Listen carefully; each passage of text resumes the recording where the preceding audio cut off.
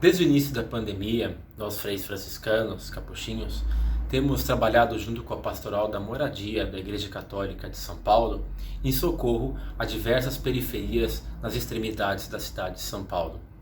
Áreas que têm passado por muita dificuldade, sofrendo muito mais, inclusive, que as outras áreas, com desemprego, com a fome e outras dificuldades.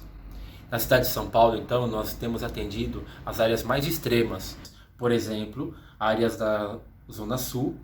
Por exemplo, na região de Parelheiros, nós temos atendido algumas comunidades muito precárias, favelizadas, próximo à barragem, centenas de famílias. Também no Morro do Ketchup, na Vila Rochelle, mais algumas centenas de famílias que vivem em situação muito difícil. Também temos atendido na linha do trem uma comunidade favelizada com mais de 300 famílias, muito precarizada. Também em Grajaú, um pouco mais para a região central, mas ainda na zona sul de São Paulo, na região de Grajaú, nós temos atendido famílias na comunidade da Favela da Toca, uma favela que conta com 400 famílias morando, e também no Jardim Gaivotas, uma comunidade com cerca de 200 famílias.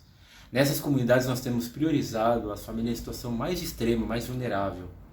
Na zona norte da cidade de São Paulo, no extremo da zona norte, nós temos atendido algumas comunidades em Brasilândia e também no Jardim Peri.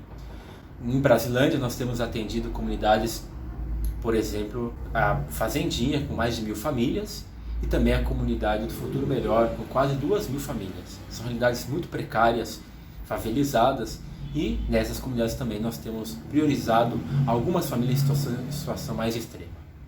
Assim, nós queremos agradecer a todos que puderem colaborar nessa campanha que temos desenvolvido em socorro a essas inúmeras famílias.